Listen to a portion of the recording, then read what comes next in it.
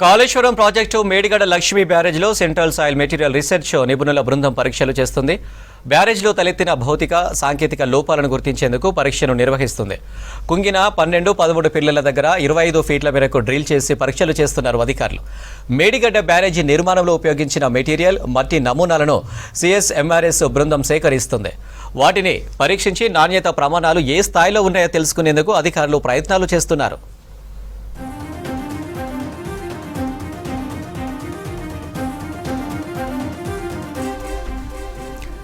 మరిన్ని డీటెయిల్స్ యాదగిరి లైవ్లో అందిస్తారు. యాదగిరి, మేడిగడ్డలో నిపుణుల పరిశీలనపై అప్డేట్స్ ఏంటి?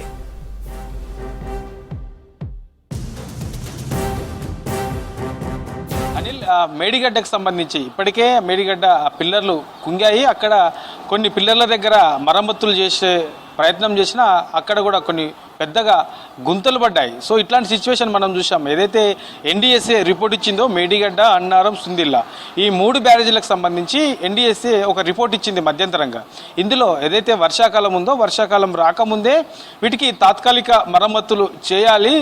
ఒకవేళ చేయకుండా అవి పూర్తి స్థాయిలో మరింత ప్రమాదాన బారిన పడే అవకాశం ఉంటుంది, మరిన్ని పిల్లర్లు కుంగే ప్రమాదం ఉంటుంది అని చెప్పేసి ఎన్డీఎస్ఏ రిపోర్ట్ ఇచ్చింది.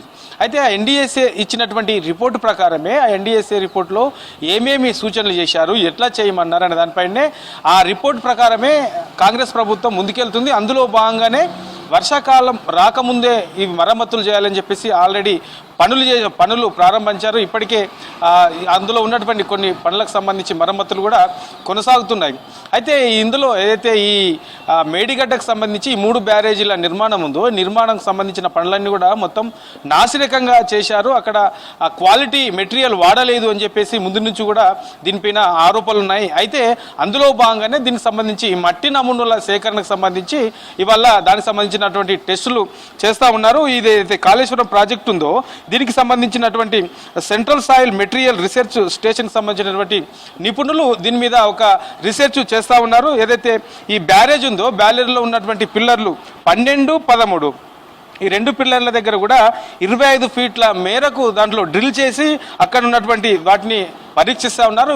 వీటిలో ఎలాంటి మెటీరియల్ వాడారు, ఎట్లాంటి నాణ్యత ఉందా లేదా, సో నాణ్యత లోపాలకు సంబంధించి మరి ఏమి ఉన్నాయనే దానిపైన పూర్తి స్థాయిలో అక్కడుండే ఈ పిల్లర్స్ ఏవైతే ఉంటాయో ఆ పిల్లర్స్లో 25 ఫీట్ల మేర లోపల డ్రిల్ చేసి వాటిని పరీక్షిస్తున్నారు. దాంతోపాటు అక్కడుండే మట్టితో పాటు మిగతా మెటీరియల్కి సంబంధించిన అంశాల విషయంలో కూడా అసలు ఏమేమి వాడారు, వాస్తవానికి ఇలాంటి పెద్ద పెద్ద ప్రాజెక్టుల విషయంలో కాళేశ్వరం లాంటి పెద్ద ప్రాజెక్టు సంబంధించినటువంటి విషయంలో ఈ 3 బ్యారేజీలకు సంబంధించిన నిర్మాణంలో ఎలాంటి మెటీరియల్ వాడారు, ఏదేది వాడారు, వాస్తవానికి ఎంత వాడాల్సి ఉంటే వీళ్ళు ఎంత వాడారు.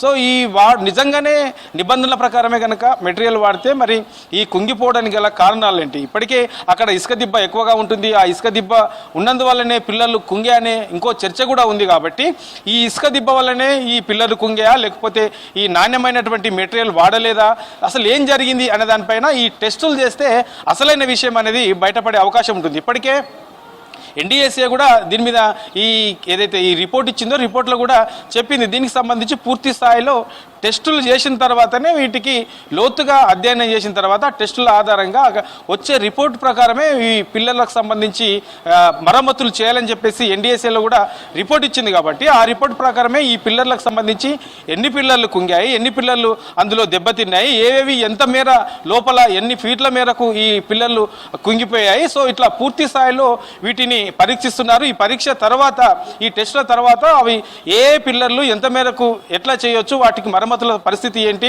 నిజంగానే మరమ్మతులు చేసే అవకాశం ఉంటుందా లేదా. ఎన్డీఎస్ఏ అయితే మరమ్మతులు చేయాలని చెప్పింది, చేసినా వాటికి గ్యారంటీ ఇవ్వలేదు. సో ఆ రిపోర్ట్లో కూడా అదే చెప్పారు. వర్షాకాలం కంటే ముందే ఈ బ్యారేజీలకు సంబంధించి ఏవైతే కుంగిన పిల్లర్లు ఉన్నాయో దానికి సంబంధించి రిపేర్లు చేయాలని చెప్పేసి ఎన్డీఎస్ఏ రిపోర్ట్లో చెప్పినా దానికి గ్యారంటీ కూడా ఇవ్వలేదు. మరి ఈ టెస్టుల తర్వాత వీటిని చేయొచ్చా లేదా, మరమ్మతులు చేసే ఉండే అవకాశం ఉంటుందా ఉండదా, అసలు మరమ్మతులకే ఈ పిల్లర్లు సహకరిస్తాయా లేదా, సో ఎట్లా ఉన్నాయి వీటి పరిస్థితి, వీటికి సంబంధించినటువంటి నాణ్యత ఎట్లా ఉంది అనే దానిపైన పూర్తి స్థాయిలో అధ్యయనం చేస్తున్నారు. ఈ అధ్యయనం చేసిన తర్వాత ఈ పిల్లర్ల విషయంలో అదే పిల్లర్లో అందులో ఉండి వాటికి మరమ్మతులు చేసి ఆ పిల్లర్లు కొనసాగించవచ్చా లేదంటే పూర్తి స్థాయిలో వాటిని తీసేసి వేరే పిల్లర్లు వేసే అవకాశం ఉంటుంది. ఇట్లా ఓవరాల్గా ఈ టెస్టుల తర్వాత దీని మీద ఒక స్పష్టత వచ్చే అవకాశం ఉంటుంది. ఆ తర్వాతనే ఈ ఏదైతే మరమ్మతులు ఉంటాయో మరమ్మతులకు సంబంధించి ప్రభుత్వం కూడా ముందుకెళ్లే అవకాశం ఉంటుంది. ఎందుకంటే ఇప్పటికే దీని మీద 100 కోట్లకు పైగా కేవలం ఈ మరమ్మతులకే అయితే అని చెప్పేసి అంచనా వేస్తున్నారు. కాబట్టి ఒకవేళ నిజంగానే ఎన్డీఎస్ఏ రిపోర్ట్ చెప్పిన దాని ప్రకారం ముందుకెళ్ళినా ఈ టెస్టుల ఆధారంగానే ముందుకెళ్లే అవకాశం ఉంటుంది. ఎందుకంటే ఈ టెస్టుల ఆధారంగానే ఈ పిల్లల పరిస్థితి ఎట్లా ఉన్నది, సో ఎంతవరకు ఇవి నాణ్యమైనవి ఉన్నాయి, గతంలో నిర్మాణ సంస్థలకు సంబంధించి నిర్లక్ష్యం వహిస్తే ఎంత మేరకు నిర్లక్ష్యం వహించారు, దీనికి సంబంధించి ఇప్పటికే అంటే ఇదైతే ఈ ప్రాజెక్టులో ప్రారంభం నుంచే ఇందులో ప్రారంభం చేసిన కొన్ని రోజులకే ఇందులో లోపాలు బయటపడ్డాయి. కాబట్టి ఆ లోపాల విషయంలో కూడా నిర్లక్ష్యం చేశారు. ఆ నిర్లక్ష్యం చేయక ముందు నుంచే అప్రమత్తమై దానికి సంబంధించి అలర్ట్ అయి ఉంటే ఈ సిచ్యువేషన్ వచ్చేది కాదు అనే అభిప్రాయాలు కూడా ఉన్నాయి. కాబట్టి ఈ టెస్టుల తర్వాత పూర్తి స్థాయిలో ఈ మేడిగడ్డ పరిస్థితి ఏంటి, ఈ అన్నారం బ్యారేజ్ పరిస్థితి ఏంటి, సుందీలకు సంబంధించి బ్యారేజ్ పరిస్థితి ఏంటి, ఇట్లా 3కు సంబంధించి దీని మీద ఒక స్పష్టత వచ్చే అవకాశం ఉంటుంది. దాని తర్వాతనే పూర్తి స్థాయిలో మరమ్మతులకు వెళ్ళే అవకాశం అయితే ఉంటుంది.